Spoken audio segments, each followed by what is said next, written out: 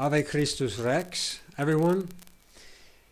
Sinaiticus is a forgery and a fraud. Sinaiticus is also the basis of all these editions, of all these new-fangled Bibles, copyrighted Bibles, fake Bibles, that part from the Masoretic text, Textus Receptus, fine, tried and true tradition of the proper basis of any translation, but also the true Bible is formed from these two things.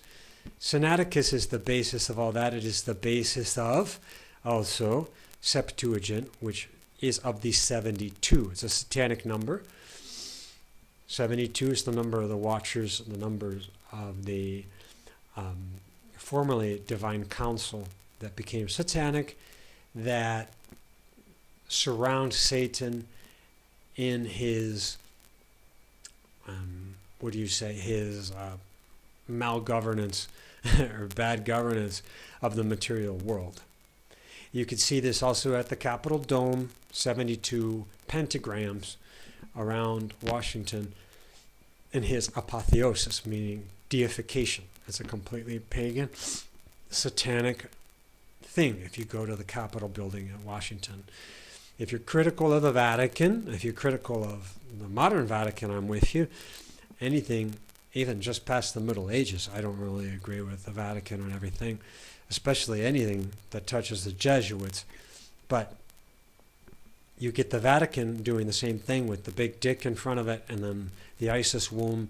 They try to put an obelisk in front of any kind of, heavenly representation of, the sky, the firmament, and then put this obelisk up in front of it. And the reason Sinaiticus is fake, and it is obviously fake, there's no arguing for it. Number one, it has no chemical analysis of the ink or parchment. Standard procedure to verify a text for anybody very serious about verifying that text. For example, bankers, rich people, whatever, they want a real copy of something. They are going to an auction at Sotheby's or other places, and they want to verify a text is real. It's going to have that chemical analysis. It's also going to have provenance. Sinaiticus, look it up on Wikipedia. No provenance whatsoever. The so-called discoverer Tischendorf came up with 5 different stories for the provenance. I would say that proves right there that he's lying, and that if one of the stories is true even, the other 4 are false. This dude is a complete liar. I would rather believe just all 5 of the stories are complete lies. Also, the story of one of the stories more well known about the provenance is that it was in a trash heap at the monastery. That's also an insult to us. It's an insult to your intelligence. It's saying that this thing is trash, and it's telling you that in your face. And why won't you accept it? These are demons, these are devils, these are occultists. Tischendorf and Constantine Simonides, these are all occultists. These are all people involved in satanic practices. Wescott-Hort even created satanic cults when they were in London. They're Kabbalists. Do not reference any of these texts when you're doing biblical analysis, when you're doing translations. Furthermore, there are complete pages that are scanned at high resolution on Sinaiticus' official website, where there is Latinized medieval Greek on the left, and there is Coptic or Egyptian Greek on the right. So there's no way to date this thing from the 4th century. Absolutely not. Furthermore, you have full folio where they are stained brown on one side and not stained and left white and pristine on the other side. Whoever forged it was trying to give it an appearance of age. He did not do it fast enough, and he left many of the pages, pristine, white, in perfect condition, because this thing was copied. It was made in the 1840s, so then it was pushed on the public in the 1850s. So those are your basic arguments as to why Sinaiticus is a complete fraud. There are many implications to this. That is that all modern Bibles, all copyrighted Bibles, anything that is not based on the Masoretic text and the Textus Receptus, most popularly Scrivener edition, those are your real Bibles. The Old Testament has to go by its rules, so that you had to be from the tribe of Levi, and you had to be writing everything in Hebrew. That was the rule up until Jesus Christ.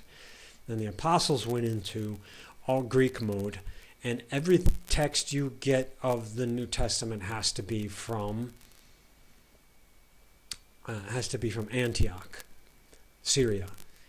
That's where the apostles had their generation of true texts going on, and all of the fake texts are coming from Egypt. This is prophesied in the Bible, and that place is called Alexandria. Everything from Alexandria, again, Sinaiticus is very deeply involved in Egypt, connected to Egypt, Alexandria. The forgers that created this text, one of them, the most important one, Simonides, he died in, they claim he died in Alexandria, Egypt. That would be a great irony if you understand the biblical prohibition against Egypt. And finally, I want to finish this by saying, remember that the only real Bible is in Hebrew and in Greek. You have the Old Testament and New Testament. Those are the real Bibles right there. You can't, once you translate it, you're already in La La Land. And that's why any of us who are serious about understanding the Bible, we have to learn at least some of these original languages, dig very deeply into the original context, and study the parallelism in the Bible where they're using specific terms referencing to specific other scriptures. This is a safety net, sort of an interlocking system that the scribes use to guarantee that there would be no corruption on this text. And renew your faith in the real Bible. Don't believe in these people pushing all these so-called manuscripts, codexes that they're not even digging into or proving to you that they are verified codexes or things. That's all I have to say.